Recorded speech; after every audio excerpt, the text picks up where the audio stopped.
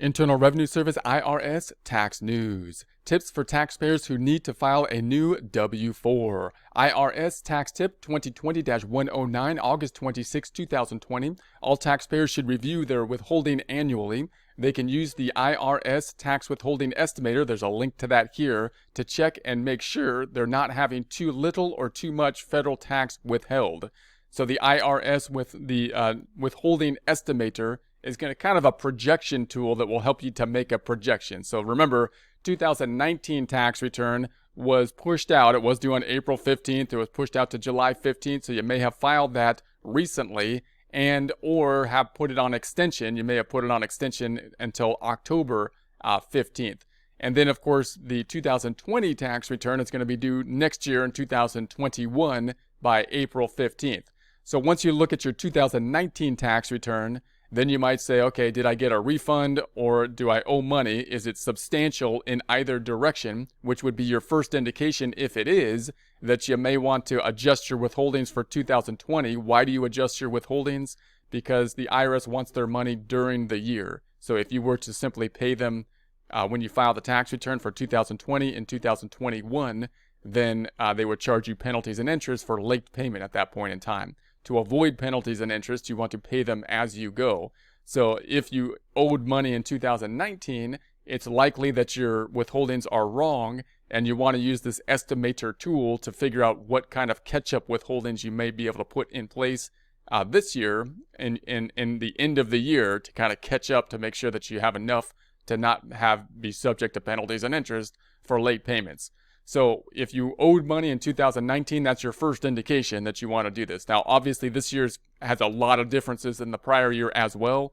So if you have any other kind of changes that are going on, which many people will, you might also want to use this estimator tool to take a look at what will happen. For example, if you have unemployment versus employment, or if you have multiple different jobs, if you worked at multiple different areas, if you have side income now and business income, or if there's some kind of life circumstance change like a new dependent, a baby, or something like marriage or divorce, these are all areas where it's really useful, or you'd need to, or a home purchase is another big one, that you'd want to use the tool to check out and make sure that you're withholding the right amount. And this is basically like if it's a more complex household, which a lot of households are, it's no longer the case where you got basically one income all the time for the whole home. You often have multiple incomes, which means that the normal W-4 form is very difficult to understand and get correct, the withholding. You almost need a complete projection tool, and this tool is becoming more of a projection tool that can help you with that catch-up withholding. Okay, back to the text. This tool offers workers, retirees, and self-employed individuals a step-by-step method to help figure out if they should adjust their withholdings. Those who need to adjust their withholdings should submit a new Form W-4 Employee Withholding Certificate, there's a link to that here, to their employer. So when you do this, you just remember that this is all on the employee to basically tell your employer what you want to have withheld. And the tendency is for us to say, okay, I'm going to ask my human resources department what I should do with this W-4 with all these changes that have been going on in my life and whatnot. And just note that when you do that, don't feel bad when the human resources department says, I'm not going to give you any information, right? They're not just being a cold bureaucrat right there that they can't. They can't give you advice typically, so they can't tell you what you should do with the W-4 typically. You got to go talk to your tax professional and see what you're going to do there, or use the withholding tool or use the withholding tool here, figure out what you want on the W-4, then talk to the human resources just in terms of the logistics of the process. Would you please tell me how to update my W-4 process and help me to fill out the information? In other words, they can't give you typically any type of advice usually for liability purposes. So in any case, back to the text. People who should check their withholding include those who are part of a two-income families. So remember that when you think about these withholdings, it used to be the W-4 was pretty straightforward. The tax returns were a lot easier when there was a one-income family. So there's only one person that was making wages. Then it's a lot easier to estimate your taxes. That's no longer the case. There could be multiple people making wages. It's also no longer the case that you might only have one job, or that you haven't, switched jobs throughout the year is quite common as well. That makes it much more complicated.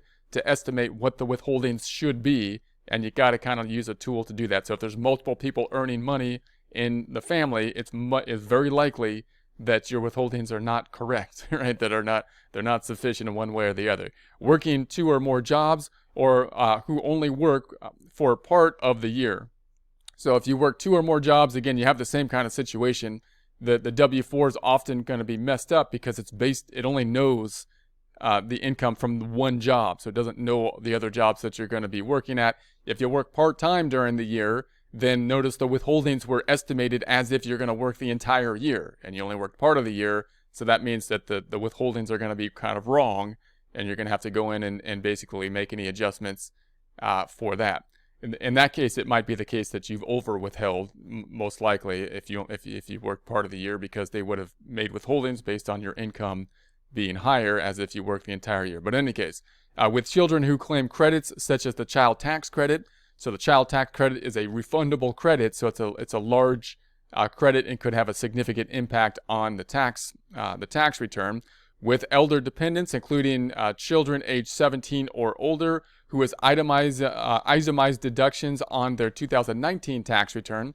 So the itemized deductions kind of make things a lot more complicated as well. So if you're itemizing, typically people that will itemize are people that have a home and have the mortgage interest is usually the thing that kicks people over that line of itemizing. So you need a projection really to kind of figure out exactly what's going to be happening a lot of times if you are itemizing. With high incomes and more complex tax returns, obviously if your income gets higher in terms of just dollar amount, the tax returns usually increase in complexity, and therefore projections will typically be needed. With large tax refunds or large tax bills for 2019, that's going to be your first indication. If you have a large refund, you might say, well, that's great, I got a large refund. That is kind of good if you like that, but you could get more money each paycheck by lowering the amount that they take out of each paycheck and get your money sooner, and then get a smaller refund at the end, which might be good. The objective on the tax return is really to make the tax return an information return, kind of like the payroll tax returns. The idea is that you're going to pay the taxes throughout the year and then file your tax return at the end of the next year. So you'd be paying your taxes for this year in 2020, file your tax return in 2021, and simply tell the government, yeah, here's how much I owe in my taxes, and I'm all paid up. I paid it up during the year, and that's it. I don't owe you any money. You don't owe me any money. That's it. But you can't do that because the tax code is too complicated. So because the tax code is too complicated to do that, we shoot for a small refund. A small refund, not too much of a refund, because we'd rather get the money now, is the general rule. But we want to shoot for a small refund so that we don't undershoot, and in undershooting be subject to penalties and interest at the end of the year. So then people who receive unemployment at any time during the year. So if you receive unemployment, then your taxes are probably going to differ than they did last year. The unemployment will typically be taxable. So you might want to do a estimate to see what's going to happen with that, with the change. So the IRS Tax Withholding Estimator, there's a link to that here, can help taxpayers check their withholding. This tool will help determine if they should complete a new Form W-4, which is the form to tell your employer to withhold some different amount, increase or decrease the withholding to catch up for 2020 if you need it. It will also help users determine what information to put on the new W-4. It will save them time because they don't need to complete the form worksheet. So the W-4 worksheet is getting more and more complex. So if you can just do this process, it might be easier than actually the W-4, filling out the W-4 form. So the estimator does the worksheet calculations. The taxpayers who complete a new Form W-4 should submit it to their employer as soon as possible. With withholding occurring throughout the year, it's better to take this step sooner rather than later.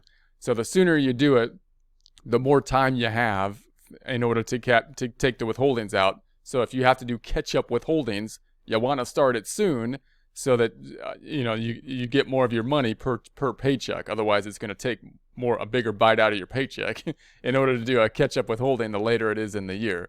So people should generally increase withholdings if they hold more than one job at a time or have income from sources not subject to withholding.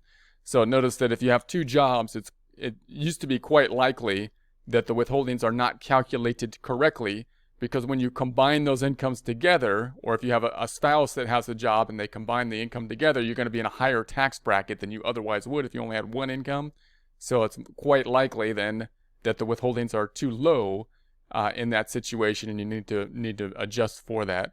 So if adjustments aren't made for these situations, they will likely owe additional tax and possibly penalties when filing their tax return.